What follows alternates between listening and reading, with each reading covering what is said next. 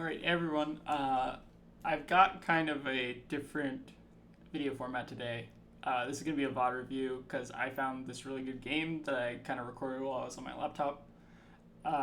There's going to be some production value here, so you might have to bear with me a little bit. But this is probably one of the best Zen mirrors that I've played in a while. And I kind of wanted to showcase what a Zen mirror looks like between me and what I think is a very skilled Zen player. So I lost the die roll, so already things are not going well for me. We do have needles, and our main deck configuration stays mostly the same. For some reason, on my old version of the Decklist, I boarded in Blanche in my sideboard configuration. I think the Easter eggs are better, but also I'm recording this a day after this video took place, and last night I made some edits to my decklist. So be sure to check those out if you want to see what I'm replacing Blanche with. So here we're basically just running the main board, no sideboard changes with needles, and then we're going to go first in the matchup. So the reason there's going to be a little bit of production value here is because for some reason the cards got cut off here. So I'm going to turn it over to our friend MS Paint. Let me pull it up actually.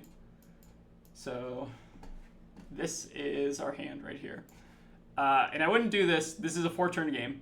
So I wouldn't do this if I didn't think it was worth it. Definitely instructional video.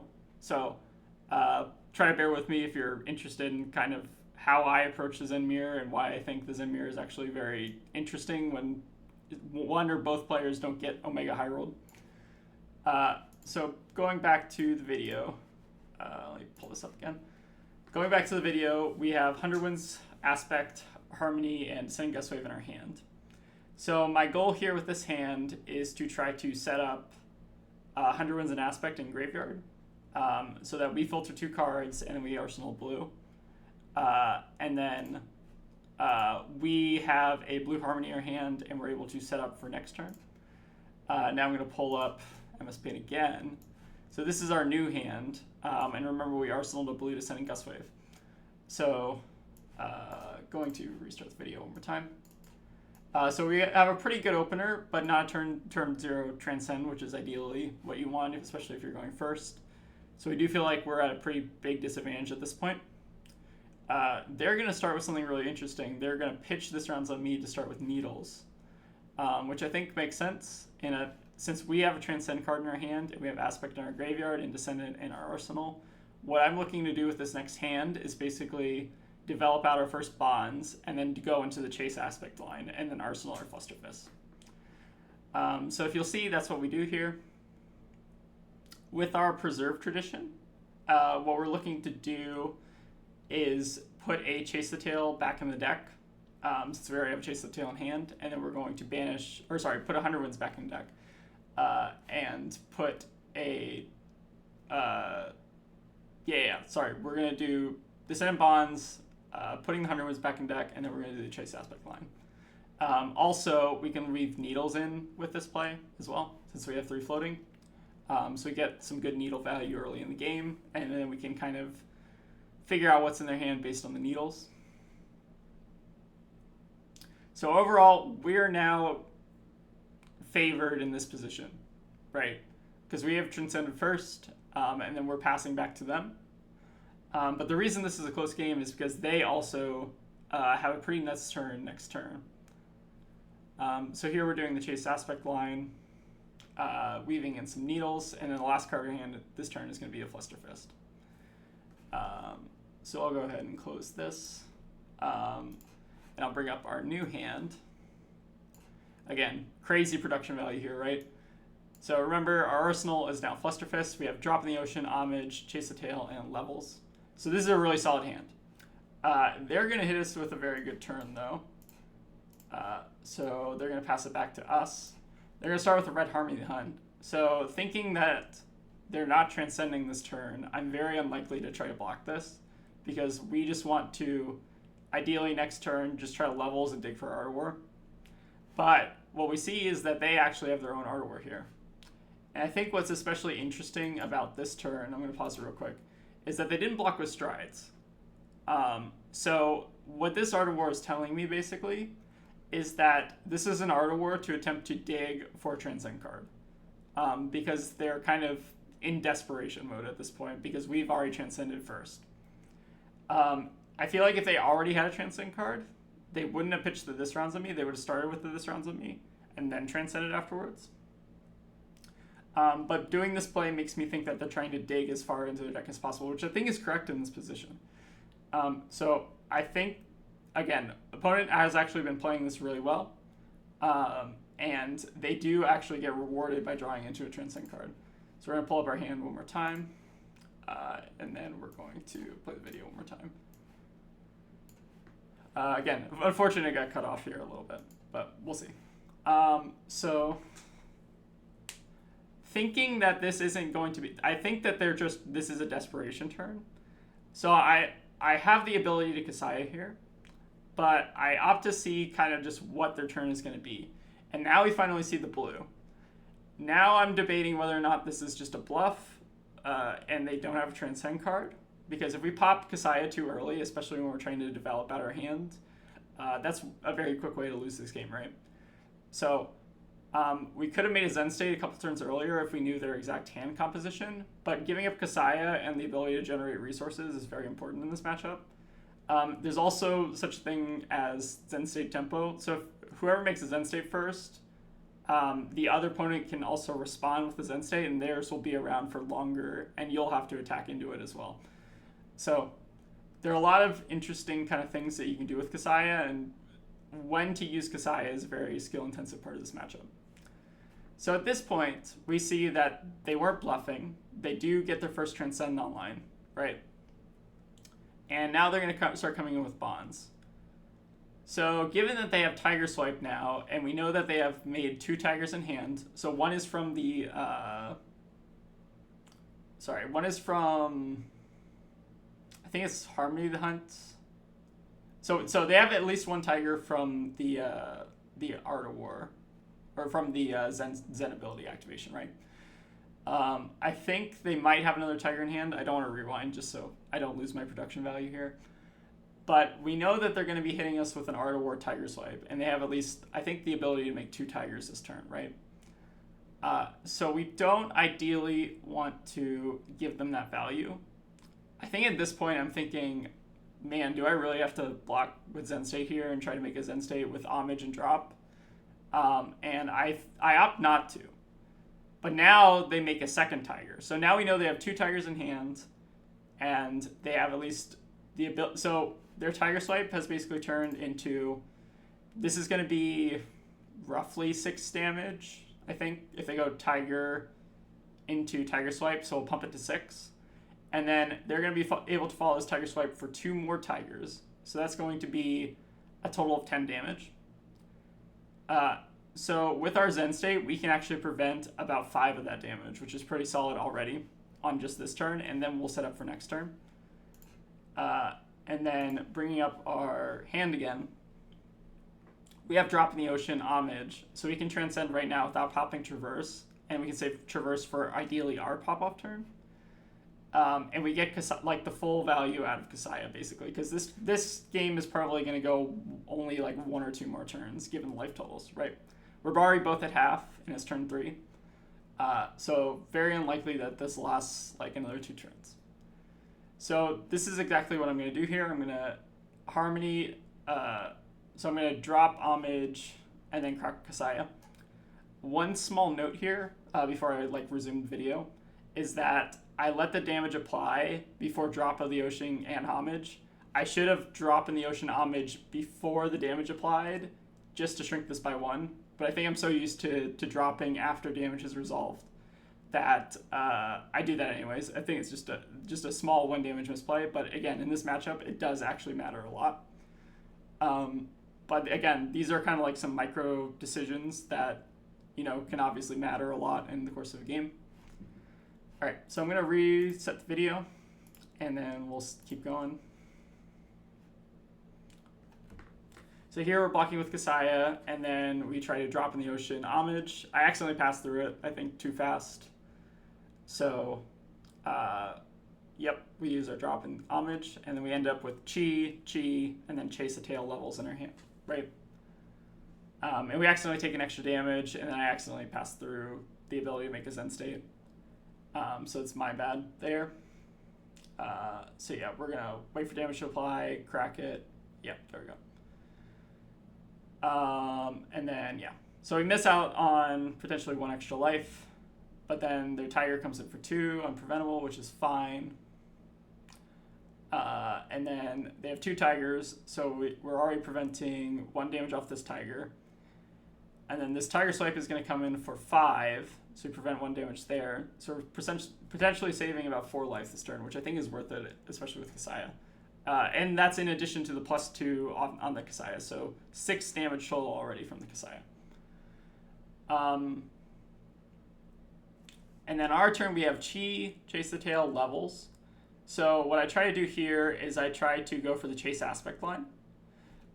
So we'll do basically 0 into 4 into 3, pitching our levels, and then we'll weave in another 2 needles. Getting our needle value, again, very important, and we're ahead on the Zen state. So just converting our hand is very important. Our arsenal is still Flusterfist at this point. Just keep that in mind. And again, this is a pretty solid damage turn. The real question is whether or not they're going to be able to find a second Art of War and kill us that way. So I'm very cautious for this turn, attacking into their traverse and their strides. And after this time, they make a really heads-up play here, which I think a lot of Zens maybe wouldn't think about. If I have this 2 damage floating, and I have 1 card in Arsenal, if I attack with a needle, I'm no longer threatening anything like CNC or Weakest Link, which are the 2 biggest cards, hate cards against Zen. I could be threatening Censor theoretically, but I think Censor has seen a lot of drop in play, especially since the Bond Span. But here they have the choice basically to either commit Traverse Strides onto this Tiger, or they can basically will get no value out of this, right? Because we will pass the turn back to them, right? After we have these 2 floating, right? And they won't be able to convert these resources until next turn. So if they want to pop off, this is really the opportunity to pop off. If they didn't block with Traverse and Strides here, I would have just tried to pass turn. Because we know our Arsenal's Fluster, so we're not going to be able to push a Disruption effect on their pop-off turn. So anyways, going to resume the video here. And then, again, our opponent makes like a super heads-up play. Like, this is exactly what I would have done, where they block with Traverse and Strides. I'll just give a second. Let me make sure this is playing cool. But overall, this is like a 4-turn game where the opponent has played very exceptionally so far. They did transcend like half a turn later than us, and they also saw their Art of War, but we're still pretty neck and neck in terms of this game. So here I'm terrified. They gave us Strides and Traverse, which is exactly what we don't want, right? So now that the jig is up, basically, I'm inclined here to push with Needles. And then the reason I push with Needles is because they now no longer have to worry about a Disruption effect, right? So we get an extra 4 damage here, which is, again, I think I would have passed if they give me the opportunity to. And we still have our Zen state up going into their power turn. So fortunately, our opponent on this turn doesn't have an Art of War. And then our hand, after we pop Traverse and Strides, which are, hint, hint, we're going to do this turn, right? Because this is pretty much the last turn of the game. We're both at 10 effectively, right?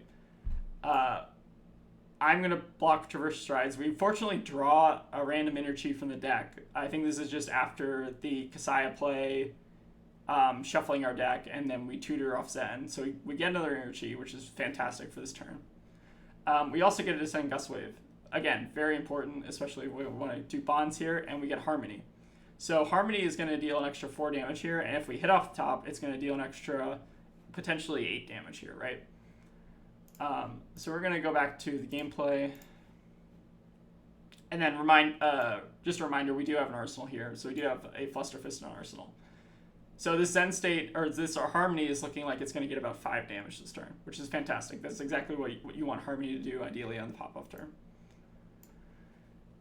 So here it looks like our opponent doesn't have the Art of War because they're attacking with a tiger instead of trying to banish it, right? It looks like they're trying to set up for chase aspect, which is exactly what we see.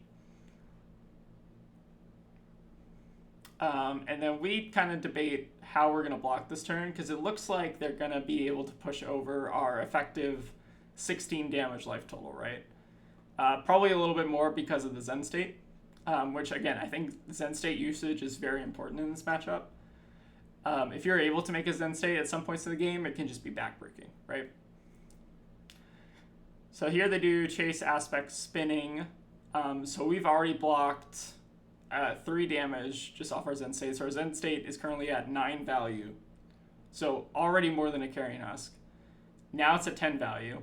They do get the Shuko trigger on this, which is a little bit scary. So we opt to block with our Shuko just to kind of preserve a little life. We're now at 10 value on our Zen State token. So this is going to put us to 2, which puts us kind of in needle range because each of the needles counts for 1. So they can technically threaten lethal. So what I opt to do here is block with the red 100 wins again. And then they send us another 100 wins. So again, threatening that kind of 2 value off the daggers if this card's a blue. We opt to take it just to find out what they have. It turns out it's probably not blue or it's something else. And then we finally get rid of our Zen State. So at this point, we don't have the other chi, or we don't have 100 wins in our hand. It's just Harmony, 2 blues, Descendant Gustwave, Crouching Tiger, and then an Homage, right? So we start with Harmony, and we whiff off the top. We get a Swam in our Banish, which is not ideal. Then we go in Tutor for Bonds, and then we get Chase the Tail, because we've made now a second Tiger. So we have 2 Tigers in hand, and then 2 floating, and then our Flusterfist, right? So already we're threatening lethal just with Harmony. So we didn't draw Art of the War this game, but we were still able to win just based on smart Zen State usage and also trying to figure out when to commit, basically. And I think this game kind of showcases the value of Zen State a lot. So if we kind of walk back our turn a little bit, we presented 2 on Descendant Gustwave. We presented 5 on the Bonds, so that's 7 damage, into Tiger for 0, and to another 5. So we're at 12 damage, I believe, so far. Then we're going to have another Tiger come in for 3, so that's 15 damage. And then we're going to finish with 1 Needle, so that's 17 damage, and then Fluster for 5, which is 22. So we were still able to push 22 damage even without the Art of War turn, just because we had Harmony, and we were able to kind of line it up very well. So I'm going to go back to the game, and as you can see, our opponent has a bunch of 2 blocks in hand, so we get very lucky here. If they were able to block a lot of this, they might have been able to threaten us with just needles on the next turn, especially if they were able to eat a lot of this damage, right? So we're able to put them to 1, and then we finish with a Flusterfist on 5. And they have a no block in their hand and Kasaya. So we're just barely able to get there, right? And we do end up getting there. They have Preserved Tradition in their hand. And I think this is probably one of the better showcases of what the Zen Mirror, like the skill, I guess, involved in the Zen Mirror. I think there are a lot of micro decisions that can reward you, especially if the game is pretty close in terms of when each player transcends and also when they draw Art of War. So I never drew Art of War, but they drew an Art of War on kind of like an offhand. So I think that's relatively the same. So again, pretty even in terms of resources. The only thing I think they might have been able to do slightly differently, but I guess it depends on their hand composition, is maybe block with Strides on the turn that they did have Art of War to try to just dig for more resources. But again, I think the opponent played exceptionally well. And I think this kind of just goes to show how skill intensive the Zen Mirror can be, especially when it's pretty even in terms of resources.